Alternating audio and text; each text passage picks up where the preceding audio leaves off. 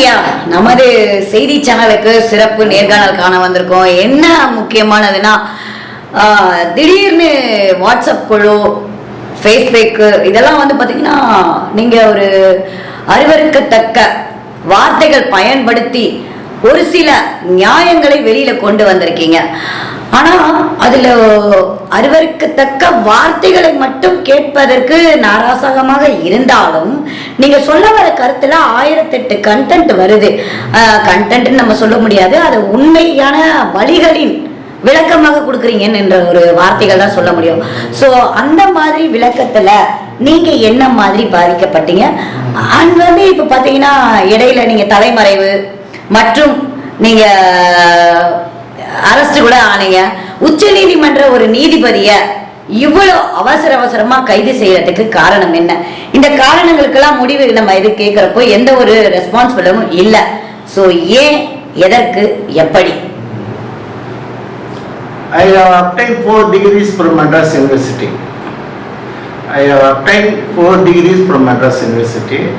இது இல்லாமல் நான் NCC அவார்டு வாங்கியிருக்கிறேன், NSS அவார்டு வாங்கிக்கிறேன். எங்கள் அப்பா ஒரு டீச்சரு, ஜனாதிபதி அவார்டு வாங்கியிருக்காரு. எங்கள் ஃபேமிலி வந்து அக்ரிகல்ச்சர் ஃபேமிலி, சிவிலிஸ்ட் ஃபேமிலி.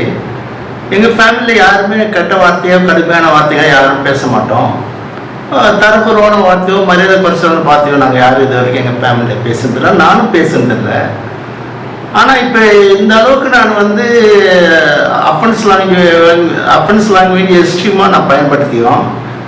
என் மேலே ஏன் சுப்ரீம் கோர்ட் நடவடிக்கை எடுக்கல, ஹைகோர்ட் நடவடிக்கை எடுக்கல அப்படின்ட்டு நீங்கள் தான் போய் கேட்கணும். கண்டிப்பா அது எனிட்டே கண்ணன் இது மேலே அஃபென்ஸ் லாங்குவேஜ் பேசுறாரு. ஏன் சட்டம் எங்கே போச்சு, நீதி எங்கே போச்சு, ஏன் அது மேலே நடவடிக்கை எடுக்கல, போலீஸ் டிபார்ட்மெண்ட் எங்கே போச்சு, நீதித்துறை எங்கே போச்சு, நீங்கள் அவங்கள தான் கேட்கணும். ஒன்று. ரெண்டாவது, அப்புறம் என்ன கேட்டீங்கன்னு தெரியல எனக்கு. இது எங்கள் தலைமறைவு ஆகிட்டு. ஆமா, நீங்க தலைமறைவு தானே நிறைய இடங்கள்ல வெளியில வந்தது. நான் 8/5/2017 வந்து 8 நீதிபதிகளுக்கு 5 வருஷம் நான் தண்டனை கொடுத்தேன். ரெகுலர் இம்ப்ரெஸ்மெண்ட் போட்டேன். ஒரு நீதிபதிக்கும் 10 கோடி ரூபா காம்பன்சேஷன் போட்டேன். ஒரு நீதிபதிக்கும் 1 லட்சம் ரூபா ஃபைன் அமௌண்ட் போட்டேன். இது வந்து நான் 8/5/2017 போட்டு ஆப்ரேட்டிவ் போர்ஷன் மட்டும் டிக்ளேர் பண்ணிட்டு நான் சென்னைக்கு வந்துட்டேன் டெம்பிளுக்கு போகிறதுக்காக. அவங்க நான் 9/5/2017 7 ஜட்ஜி கூடி என்னை பிடிச்சி ஜெயிலில் போட்டாங்க. நான் நம்ம சென்னைக்கு வந்துட்டு திருப்பி கல்கட்டா போய் டீட்டெயில் ஆர்டர் கொடுத்து அது அஃபீஷியல் ஆர்டர் சர்வ் ஆயிருந்தாக்க அந்த 7 நீதிபதிகளும் வந்து கண்டினியூ பண்ண முடியாது. 8 நீதிபதிகளை கண்டினியூ பண்ண முடியாது. அதனால் என்ன பண்ணிட்டாங்க, அவன் அவாய்ட் பண்ணணும் அப்படிங்கிறதுக்காக அவன் என்ன பிடிச்சி ஜெயிலில் போடணும்னு சொன்னாங்க. அப்போ அவங்க 9/5/2017 secure justice Karnan forthwith immediately at once and put in the jail for 6 months. Further direction to the press media, electronic media not to get any opinion from Justice Karan சொன்னாங்க. இந்த அவங்க போட்ட ஆர்டர் 9/5/2017. இந்த அரெஸ்ட் பண்ணது வந்து 21/6/2012. அப்போ வந்து arrest பண்ணது அரெஸ்ட் பண்ணது வந்து 21/6/2017. 53 நாள் கழிச்சு தான் என்ன அரெஸ்ட் பண்ணுறாங்க. உடனே அரெஸ்ட் பண்ண ஒரு நாள் நான் என்னோட செல்லாம் அவங்க ரெக்கார்ட் பண்ணுறாங்க, எங்கள் ஃபேமிலி மெம்பர் செல்லாம் ரெக்கார்ட் பண்ணுறாங்க. நாங்கள் எங்கே இருக்கிற லொக்கேஷன் காட்டுது. நான் பப்ளிக் தான் போயிட்டு வந்துட்டு இருக்கிறேன். நான் கொஞ்ச நாள் வந்து தடாவில் தங்கியிருந்தேன், கொஞ்ச நாள் வந்து கோயம்புத்தூர் தங்கியிருந்தேன், கொஞ்ச நாள் இது கொல்லிமலை கிறிஸ்து தங்கியிருந்தேன். இதுமாதிரி வேரியஸ் பிளேஸ் தான் தங்கியிருந்தேன். நான் எங்கே தங்கியிருந்தா கூட என்னுடைய நான் செல் லொக்கேஷன் காட்டுது. ரெண்டாவது சென்ட்ரல் சிஐடி, ஸ்டேட் சிஐடி மப்டியில் என்னை கூட இருக்கிறாங்க. அப்படி இருக்கும்போது இந்த பத்திரிக்கை வந்து தாறுமாறாக என்னை ஊன் பண்ணுற மாதிரி எழுதினாங்க. கண்ணன் வந்து தேட போன குற்றவாளி, கண்ணன் வந்து தலைமறைவு அப்படின்னு. நான் படித்த பள்ளிக்கூடத்துக்கு முன்னாடி ஜீப்பில் வச்சு அனௌன்ஸ் பண்ணானுங்க. எந்த அளவுக்கு வந்து அவங்க ஒரு நீதிபதிங்க இவ்வளோ அவமானமாக நடந்துக்குவானுங்க, இவ்வளோ அயோக்கியத்தனமாக நடந்துக்குவான்னு எதிர்பார்க்கவே இல்லை. இதுல ஒரே ஒரு கேள்வி என்னன்னா, நீதிபதிகளை கேள்வி கேட்டால் தண்டனை ஒன்றுன்னு ஒரு எழுதப்படாத சட்டம் ஒண்ணு இருக்கு. நீதிபதிகளை அவமானப்படுத்தும் விதமாகவோ இல்ல அவர்களை எதிர்த்து நின்று கேள்வி கேட்டாலோ உடனே காவல்துறை ஜெயில அடைச்சிடுறாங்க பொதுமக்களை. ஆனா உங்களையே காவல்துறை வந்து அரெஸ்ட் பண்ணி இவ்வளவு பப்ளிக்கா நியூஸ் போடுற அளவுக்கு நீங்க அப்படி என்ன குற்றம் செஞ்சீங்க? நான் வந்து குற்றம் செய்யல. குற்றம் யார் செஞ்சாங்கன்னு நான் சொல்றேன், குற்றவாளி யாருன்ட்டு. இப்போ பிஜேபி தலைவர் H ராஜா ஹைகோர்ட் ஆகுது மயிராவதுன்னு சொன்னார். ஆமா, அவர் போய் அவர் மேல கேஸ் போட்டு அதை ஹைகோர்ட்ல கொண்டு வந்து மன்னிப்பு கேட்க வச்சுங்க. ஆமா, தங்க தமிழ்ச்செல்வன் வந்து இப்போ டிஎம்கே எம்பி ஆகிறாரு. ஆமா, அவர் 18 எம்எல்ஏ டிஸ்குவாலிஃபை பண்ணும்போது அவர் சொன்னார் பணத்துக்காக வாங்கப்பட்ட தீர்ப்புன்னு. அவர் மேல கேஸ் போட்டு கட்டுப்பட்டு போட்டு அவரை மன்னிப்பு கேட்க வச்சுங்க. ராஜஸ்தான் சீஃப் மினிஸ்டர் அசோக் கெலட் அவர் வந்து வக்கீல்கிட்ட பணம் கட்டிட்ட போது அவர் நீதிபதிட்டு கொடுத்து ஜட்மெண்ட்ல கைது வாங்கிட்டு சொன்னா அவர் சுப்ரீம் கோர்ட்டுக்கு வர வச்சு அவர் மன்னிப்பு கேட்க வச்சாங்க. சுப்ரீம் கோர்ட் ஜட்ஜி மார்க்கண்டே கட்சி கூட நீதிபதிகள்லாம் லஞ்சம் வாங்குறாங்க டிஸ்ஆனஸ்ட்னு சொன்னார். அதுக்கு அவர் மன்னிப்பு கேட்க வச்சாங்க கோர்ட்ல. ஆனா நான் எஸ்டி அவங்கள விட எஸ்டிமா நான் வந்து நீதிமன்றத்தை பத்தி பேசுகிறேன், நீதிபதிகளை பத்தி பேசுகிறேன், நீதிபதி பேரை சொல்லி பேசியிருக்கிறேன். என் மேல ஏன் சட்டம் பாயல அப்படிங்கிறது நீங்க சுப்ரீம் கோர்ட் கேளுங்க, ஹைகோர்ட் நீதிபதிகளை கேளுங்க, எந்தெந்த நீதிபதி கேளுங்கன்னு நீங்களே போய் கேட்டுங்கன்னா நான் ஒரு பேர்லாம் சொல்லியிருக்கிறேன். இல்ல இதுல முக்கியமா மகாதேவ் அப்படின்னு சொல்லிட்டு நீங்க ஓபன் டாக்ல அவரை வந்து ரொம்ப வல்கரா பேசுறீங்க. யார மகாதேவா? ஆமா, ஏன் மகாதேவ நீங்க கார்னர் பண்றீங்க? மகாதேவ் வந்து அவன் வந்து அந்த நீதிபதி மேலேயே தகுதி இல்லை. எப்படி சொல்றீங்க? அவர் ஒரு நீதிபதியா நான் வந்து கன்னியாகுமரி டிஸ்ட்ரிக்ட் வந்து போர்ட்பள்ளி ஜட்ஜா இருந்தேன். ஓகே. எர்னில் கோர்ட்ல வந்து எர்னில்ல வந்து நாங்க கம்பைன் கோர்ட் பில்டிங் தந்தேன். அதுல அவர் பேரும் போட்டு நான் இன்வைட் பண்ணேன். அவர் சோஷியல் பாய்காட் பண்ணிட்டார். அதனால ஒரு ஜட்ஜு கூப்பிட்டு வரல, சோஷியல் பாய்காட் பண்ண மாதிரி வரேன்னு சொன்னாரு. அப்புறம் நான் ட்ரெயின்ல டிக்கெட் புக் பண்ணாரு. அதே மாதிரி வரலன்ட்டாரு. அப்போ சீஃப் ஜஸ்டிஸ் சென்னை கவுண்டர் தான். அவன் போய் இந்த ஃபங்க்ஷன் அட்டன் பண்ணாதன்னு அப்படி நின்று அப்போ சோஷியல் பாய்காட் பண்றான். ஒரு ஜட்ஜி வந்து சோஷியல் பாய்காட் பண்றான்னா அவன் ஜட்ஜி வேலையே இல்லை, யோகியது இல்லை. நேற்று நைட் அவனுக்கு கீச்சினேன். ஆமா, அது எங்க தெரியல. இல்ல நீங்க இவ்வளவு கிளின்னு கிழக்கிறீங்க. இது எப்படின்னா இந்திய அரசியல் சட்டத்தையே மீறக்கூடிய லெவல்ல நீங்க கிழிச்சிருக்கீங்க. இந்த கிளிக்கு வந்து இதுவரைக்கும் நீதிமன்றம், உயர் நீதிமன்றம், உச்ச நீதிமன்றம் யாருமே வாயை திறக்கல. காவல்துறையுடைய தலைமை இயக்குனரான டிஜிபி சங்கர் ஜிலால் அவர்கள் வாயை திறக்கவே இல்லை. முதல்வர் வாயை திறக்கல, பிரதமர் வாயை திறக்கல, குடியரசுத் தலைவர் வாயை திறக்கல. ஏன்? கர்ணா பயமா? கர்ணனை கண்டால் பயமா என்பதுதான் மக்கள் கேள்வியா மாறி இருக்கு. பயங்கரத்தோட law and order failure, law and justice failure, Indian கான்ஸ்டிடியூஷன்ல ஃபெயிலியர். ஏன்னாக்கா ஜட்ஜஸ் வந்து less character. Supreme court judges less character, high court judges less character. நான் அதெல்லாம் ஆதாரமாக போட்டிருக்கிறேன். என் ஜட்மெண்ட்லேயும் நான் மென்ஷன் பண்ணி என் ஜட்மெண்ட்டும் ரிலீஸ் ஆகுது. எந்தெந்த ஜட்ஜெல்லாம் வந்து கோடிக்கணக்கில் லஞ்சம் வாங்குறாங்க, எந்தெந்த ஜட்ஜெல்லாம் பெண்கள் கற்ப வச்சான்னு நான் சொல்லியிருக்கிறேன். இப்போ எந்தெந்த நீதிபதியெல்லாம் கற்ப வச்சான்னு சொல்லிட்டுமா நீங்கள் டிலீட் பண்ண போடுறீங்களா? கண்டிப்பாங்கய்யா. நாங்க எனக்கு பயம் இல்லை, உங்களுக்கு பயமா? என்ன பொறுத்தவரைக்கும் கயலின் பார்வை அப்படி என்றது வந்து மக்களின் பார்வை. இப்போ வந்து அதுக்கு ஆதாரம் கொடுக்கற கேஸ் பெண்டிங்கா இருக்கு. தாராளமா நீங்க பப்ளிஷ் பண்ணுங்க, நீங்க கொடுங்க உங்க ஆதாரத்தை, நாங்க வெளியிடுங்க. நான் அதுக்கு வந்து ரெக்கார்ட் இருக்கு, நான் சொல்றேன். ரெக்கார்டோட நாங்க போடுறோம். 25/10/2020 33 வீடியோ போட்டேன். ஓகே. அதுக்கு வந்து எந்தெந்த நீதிபதிகள் பெண்களை கற்பழிச்சாங்க அப்படிங்கறத வந்து போட்டேன் நான். ஓகே. அந்த அதனால என் மேல 9 கிரிமினல் கேஸ் ரிஜிஸ்டர் பண்ணி இப்போ அந்த கேஸ் வந்து சேதாப்பேட்டை கோர்ட்ல 11th மெட்ரோபாலிட்டன் மேஜிஸ்ட்ரேட் கோர்ட்ல கேஸ் இருக்குது. Case number CC number 1342 of 2024, 1343 of 2024, 1352 of 2024. இந்த அது சிசி நம்பர் 894 of 2021. இத்தனை கேஸ் இருக்குது. அப்போ வந்து நான் வந்து யாராவது ஐயா இப்போ வந்து தொடர்ந்து பாலியல் குற்றத்தை பத்தி நீங்க நீதிபதிகள் தப்பு பண்ணதை மட்டும் சொன்னீங்க. நீதிபதிகள் தப்பு பண்ணதை வந்து வெளிப்படையா நீங்க சொல்றீங்க. ஆதாரங்கள் இருக்கிறதா?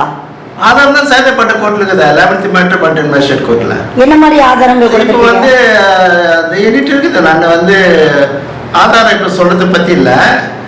என்னுடைய இது எனக்கும் சுப்ரீம் கோர்ட் நீதிபதிகளுக்கும் ஹைகோர்ட் நீதிபதிகளுக்கும் நடக்கிற சண்டையில கண்டிப்பா சிபிஐ என்கொயரி ஒரு நாளைக்கு வரும். கண்டிப்பா அந்த சிபிஐ என்கொயரி வரும்போது இந்த ஆதாரம்லாம் நான் கொடுக்கணும். இப்போ உங்க முன்னாடி கொடுத்துட்டாங்க, மீன் வேலைக்கு முன்னாடி கல்ல போட்ட மாதிரி ஆயிடும். அப்ப நான் வந்து இங்க இது எவிடன்ஸ் டேம்பர் பண்ணிடுவாங்க. அதனால அதுல ரகசியமா வச்சிருக்கேன். நீங்க வச்சிருக்கிறது இன்னும் ஒரு மோர் டீடைல் வேணும்னா நீங்க சேதப்பட்ட கோர்ட்ல போயிட்டு நான் சொன்ன கேஸ் நம்பர் எடுத்து பாத்துங்க. நான் வந்து சுப்ரீம் கோர்ட் ஜட்ஜி சதாசிவன் 4 பெண்களுக்கு கற்பழிச்சாரு. சுப்ரீம் கோர்ட் ஜட்ஜி சஞ்சய் கிஷன் கவுல் வந்து அவனும் 4 பொண்ணு கற்பழிச்சான். சுப்ரீம் கோர்ட் ஜட்ஜி MM சுந்தரேஷ் அவங்க ஒரு பொண்ணு கற்பழிச்சான். சுப்ரீம் கோர்ட் ஜட்ஜி ரஞ்சன் கோகே ஒரு பொண்ணை கற்பழிச்சான். இது மாதிரி இந்த டீட்டெயில்ஸ்லாம் இந்த சேலைப்பட்ட கோர்ட்டில் இருக்குது. இப்போ எல்லாம் நான் கற்பழிச்சேன்னு சொன்ன உடனே எல்லாம் கத்தி கையுமா அலையலாம் என்னை தேடிக்கிட்டு. நான் சொல்லிட்டேன் ஆவட்டு தாண்டா இருக்கிறேன். சுப்ரீம் கோர்ட் நீதிபதி பானுமதியுடைய வீட்டுக்கார வீடியோ எதுன்னா குழந்தை கூட வந்து காட்டுன்னு சொல்லிக்கிறேன். சுப்ரீம் கோர்ட் ஜட்ஜி பானுமதி என் பொண்டாட்டி தான் சொல்லிக்கிறேன், நான் ஆக்ஷனை காணும். ஹைகோர்ட் ஜட்ஜி PT ஆஷா வந்து என் பொண்டாட்டி தான் ரிட் பெட்டிஷன் நம்பர் 16181/2020 எழுதி கொடுத்துக்கிறேன். இன்னும் வந்து ஆக்ஷன் எடுக்கல. ஹைகோர்ட் ஜட்ஜி ஹேமலதா வந்து அவன் என் பொண்டாட்டி தான் எழுதி கொடுத்துக்கிறேன். எதுக்கு எழுதி கொடுத்துக்கிறேன்? கவுண்டர் ஸ்டேட்மெண்ட்டில் சொல்லிக்கிறேன். ரிட் பெட்டிஷன் நம்பர் 16181/2020 கவுண்டர் ஸ்டேட்மெண்ட்டில் இந்த 3 நீதிபதி என் பொண்டாட்டி தான் எழுதி கொடுத்துக்கிறேன். என்ன ஆக்ஷன் எடுக்கலையா? எடுக்கல. எப்போ எடுப்பேன்? ஆக்ஷன் எடுக்கிறதுக்கு முன்னாடி ஒரு கேள்வி நான் உங்களுக்கு கேட்கிறேன். இத்தனை நீதிபதிகளை வந்து இத்தனை பெண்களை கற்பழிச்சாங்கன்னு சொல்றீங்க. அவங்க எல்லாம் வந்து 18 வயதுக்கு மேல உள்ள பெண்களா இல்ல 18 வயது கீழே உள்ள பெண்களை சொல்ல வரீங்களா? இந்த குற்றச்சாட்டு 60 வயசு கீழே கூட மறைத்துட்டாங்க. 60 வயசு கீழே கூட 60 வயசு கிழவி என்றதை விட சிறு வயது பெண்களை கூட்டி கொடுப்பாங்க நட்சத்திர ஹோட்டல். அதை நான் சொல்லியிருக்கிறேன். ஆமா, நீங்க அந்த வார்த்தை நீதிபதிகள் 16 வயசு பொண்ணுங்களை கூட கூட்டி கொடுக்குறாங்க. ஹைகோர்ட் நீதிபதிகள் 16 வயசு கூட்டி கொடுக்குறாங்க. இவங்க நீதிபதிகள் வந்து பெண்களை கூட்டி கொடுத்தது வந்து நான் ரிட் பெட்டிஷன்ல சொல்லியிருக்கிறேன். இப்போ பார்ப்பார் அட்வொகேட் K. சுப்பிரமணியன் வந்து சுப்ரீம் கோர்ட் நீதிபதிகளை பெண்களை கூட்டி கொடுப்பான், ஹைகோர்ட் நீதிபதி பெண்களை கூட்டி கொடுப்பான். இவனே ஜட்மெண்ட் எழுதி கையெழுத்து வாங்கிடும், பல கோடி வாங்கி ஷேர் பண்ணிக்குவான்ட்டு நான் ஆடியோவில் சொல்லிக்கிறேன், வீடியோவில் சொல்லியிருக்கிறேன். அவன் பல மாநிலத்து பொண்ணு அவன் இருக்குது. டெல்லியில கூட்டி கொடுப்பாங்க. பெண்களுக்கு குரல் கொடுக்கிறோம் சொல்லி நீதிபதிகள் வந்து சட்ட திட்டங்களை வகுத்து பெண்களுக்காக குரல் கொடுத்த நீதிபதி அவர்களே குழந்தைகளை துன்பப்படுத்துவதும் குழந்தைகளை எப்படி சொல்றது செக்ஸுவலா யூஸ் பண்றதை வந்து நீங்க சொல்றீங்களே, இதுல வந்து சைல்டு கமிஷன் உங்க மேல ஆக்ஷன் எடுக்காதா? நேஷனல் சைல்டு கமிஷன் ஏன் மேல என்ன ஆக்ஷன்? நான் டிஃபேக்ட் கம்ப்ளைண்ட் 16 வயசு பொண்ணு கெடுத்து அவன் மேல தான் சைல்டு கெடுத்ததுக்கு உங்ககிட்ட சாட்சி இருக்கிறதா? கெடுத்ததுக்கு ஏதாவது எவிடன்ஸ் இருக்கா? ஏன்னா ஒருத்தர் மேல ஐ விட்னஸ் இருக்கிறாரு. யாரு? பிரைவேட் செக்ரட்டரி ஹரின்னு ஒருத்தர் இருக்கிறான் ஐ விட்னஸ். அவன் வந்து நீதிபதி கெடுக்கிற வரையும் வெளில வெயிட் பண்ணிட்டு இருப்பான். விளக்கு பிடிச்ச மாதிரி சொல்றீங்க. அவன் விளக்கு பிடிச்சிக்கிறான். அவன் பாண்டிச்சேரி ஹோட்டல்ல விளக்கு பிடிச்சிக்கிறான், நட்சத்திர ஹோட்டல்ல விளக்கு பிடிச்சிக்கிறான், பாரஸ் சர்க்கியூட் ஹவுஸ்ல விளக்கு பிடிச்சிக்கிறான். நீதிபதிங்க விளக்கு பிடிக்கிறது யாருன்னா விளக்கு பிடிக்கிறது அட்வொகேட் ஜெனரல் இது அது registrar general, registrar vigilance, registrar protocol, இவனை பூரா வெளியே நிற்பானுங்க. பிரைவேட் செக்ரட்டரி எல்லாம் போலீஸ் ஆஃபீஸர் நிற்பாரு. அவர் உள்ள நீதி அரசர் ஆயிடுச்சா அவர் 16 வயசு பொண்ணு வந்து நட்சத்திரம் போட்டு கும்புருவாரு. இதுல இது போல ஐ விட்னஸ், நான் வேற ஐ விட்னஸ் பண்ணணுமா? இல்ல, இப்ப நீங்க சொல்லக்கூடிய இந்த 16 வயசு பொண்கள், ஏன்னா இந்த வீடியோ வெளியில வந்த அடுத்த நிமிஷம் யார் அந்த 16 வயது பொண்ணுன்னு எங்களுக்கு கேள்வி வரும். 16 வயசு பொண்ணு யாருன்னு அதை யூஸ் பண்ணுவான் ஹரி, பிரைவேட் செக்ரட்டரி. ஓ, இன்னைக்கு அவர் பொசிஷன்ல இருக்காரு. பிரைவேட் செக்ரட்டரி அவனுக்கு ப்ரொமோஷனா கொடுத்துறாங்க 16 வயசு பொண்ணு கூட்டி கொடுத்தது. என்னங்க அப்போ பெண்களை கூட்டி கொடுக்கும் தொழில் செய்பவர்களுக்கு மட்டும்தான் பதவியா? பெண்களை கூட்டி கொடுக்கறது நான் சுப்ரீம் கோர்ட் பாம்பே ரெட் ஏரியான்னு தான் சொல்லிக்கிறேன். ஹைகோர்ட் பாம்பே ரெட் ஏரியா பல மாதிரி சொல்லிக்கிறேன். ஐயோ, நீங்க சொல்லக்கூடிய ஒவ்வொரு விதங்களும் வந்து பாத்தீங்கன்னா ரொம்ப டிஃபரெண்டா இருக்கு. நான் சுப்ரீம் கோர்ட் அடிச்சு தரமாட்டோம் வாக்கியம் சொல்லிட்டேன், ஹைகோர்ட் அடிச்சு தரமாட்டோம் அப்படின்னு எத்தனை ஆடியோ வீடியோலாம் வந்து நீங்களும் பார்த்துட்டு வேற ஒரு கேள்வி கேட்குறீங்க கன்ஃபார்ம் பண்றதுக்கா? இல்லையா, இது ஏன் நான் உங்ககிட்ட கேட்கறேன்னா மக்கள் மத்தியில கூடிய நிலவக்கூடிய ஒரு கேள்வி. நீதிமன்றம் ரொம்ப ஐயக்குத்தனமான இடம் இல்லைங்கய்யா. இதுல பித்தலாட்டம், திருடு, சூது, வாது எல்லாம் நடக்கிற இடம் நீதிமன்றம். நீதிபதிங்க வைக்கலுங்க. இல்ல, இதுல நாங்க என்ன சொல்ல வரோம்னா நீதியை காக்கும் கடைசி ஆயுதத்தை தான் சராசரி பாமர மக்கள் வந்து நிக்கக்கூடிய இடம். ஏன்னா இன்னைக்கு காவல்துறையில ஒரு CSR வாங்கணும், FIR வாங்கணும், ஃபைனல் ரிப்போர்ட் கோர்ட்டுக்கு அனுப்பணும்னாவே உயிரை கொடுத்து பாமர மக்கள் போராடிட்டு இருக்காங்க. ஆனா அதையும் மீறி நீதிமன்றத்துல ஒரு 2 வருஷம் 3 வருஷம் 5 வருஷம் கழிச்சு கூட கேஸ் ஃபைல் ஆகி CCI நம்பர் ஆகுது. அந்த இடத்துல கூட எங்களுக்கு சட்டம் விளங்கல, எங்களுக்கு சட்ட நியாயம் கிடைக்கலன்னு இன்னைக்கு மக்கள் புலம்பக்கூடிய காதுகள் வந்து கிழிஞ்சுக்கிட்டு தான் இருக்கு. ஆனா ஒட்டு மொத்தமா நீங்க ஒரு சுப்ரீம் கோர்ட்டுடைய நீதிபதி, நீங்க இவ்வளவு ஹானஸ்டான மனுஷன், நீங்களே ஒரு நீதிமன்றத்தை இவ்வளவு தரமட்டுமா ஆக்குவேன்ற அளவுக்கு நீங்க மனநல பாதிக்கப்பட்டவரா இருப்பீங்கன்னு சொல்லி ரீசெண்டா கூட செய்திகள் வெளியிட்டு வந்தது. ஸோ உண்மையிலே நீங்க பேசுறதுக்கும் நீங்க சொல்லக்கூடிய ஆதாரங்களும் திடுக்கிடும் தகவலா இருக்கு. ஆமா, அதுக்கு வந்து என்னன்னாக்க சுப்ரீம் கோர்ட் என்னோட மோதினாங்க சட்ட ரீதியா. நான் என்னுடைய பவர் ஆப்ரேட் பண்ண உடனே அவனோட தாக்கு பிடிக்கல, பேலன்ஸ் பண்ண முடியல.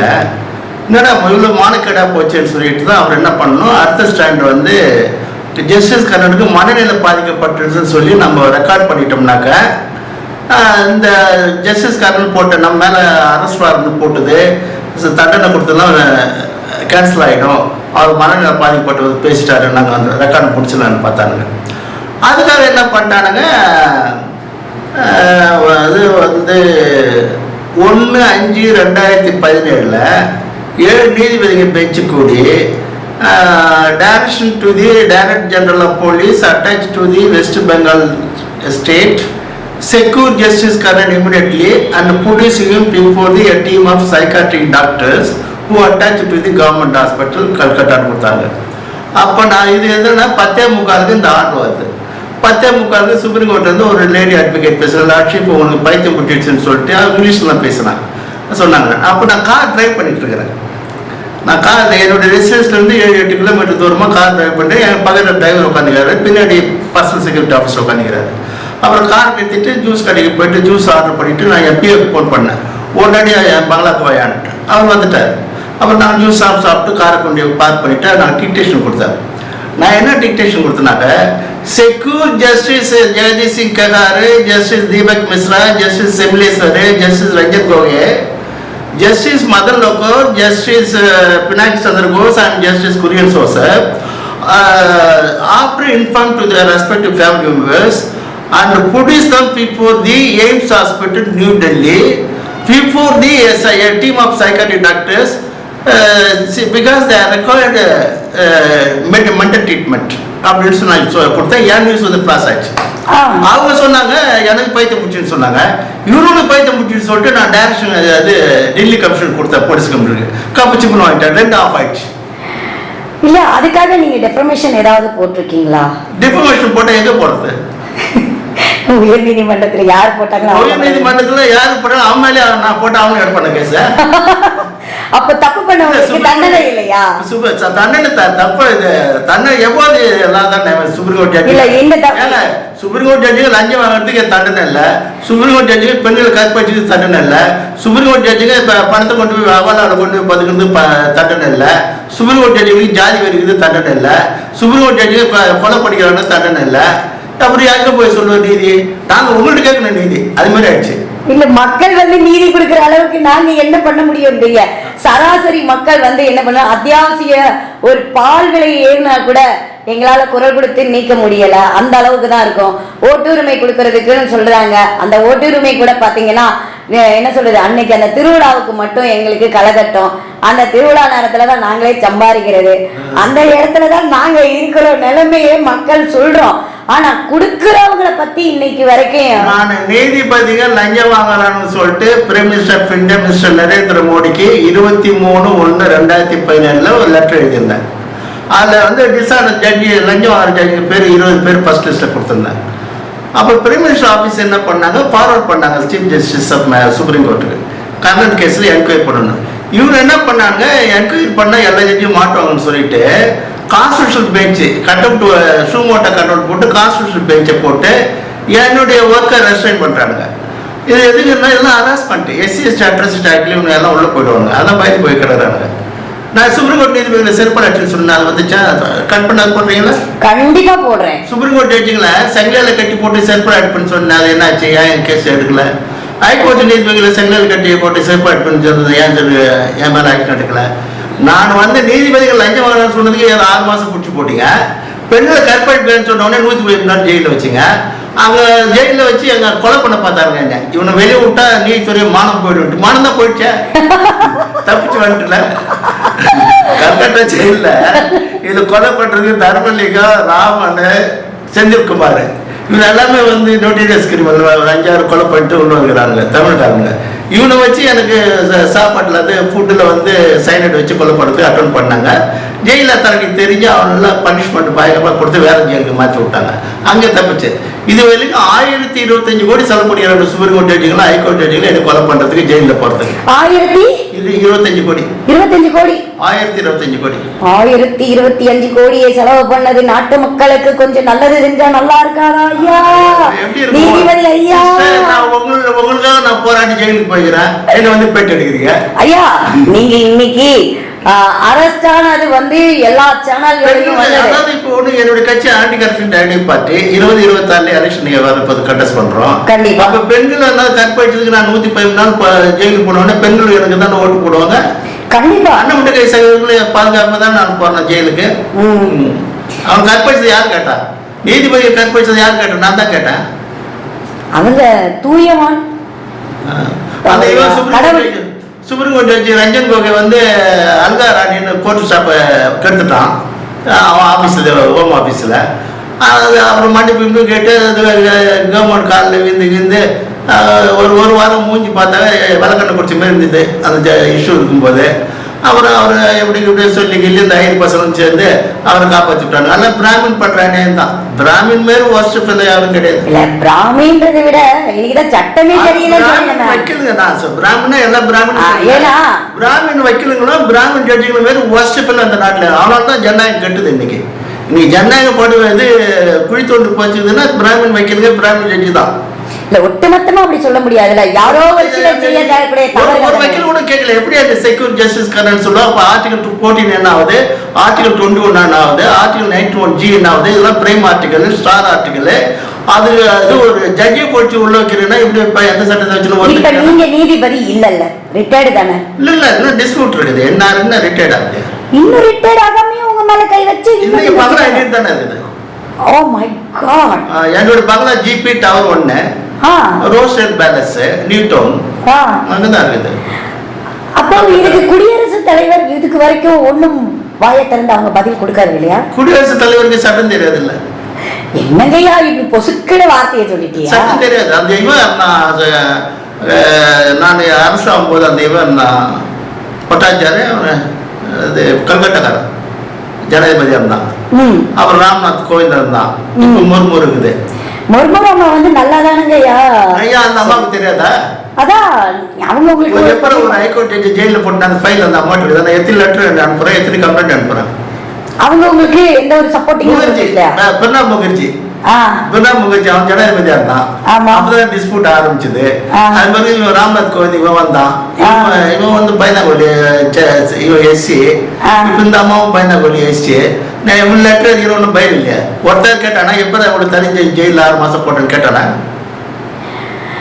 கண்டிப்பா தொடர்ந்து நம்ம நீதிபதி ஐயாவையோட இன்னும் நிறைய நேர்காணல் பார்க்க வேண்டியது இருக்குது. இன்னும் அடுத்த நிகழ்வில் சந்திப்போம். வணக்கம். வணக்கம்மா.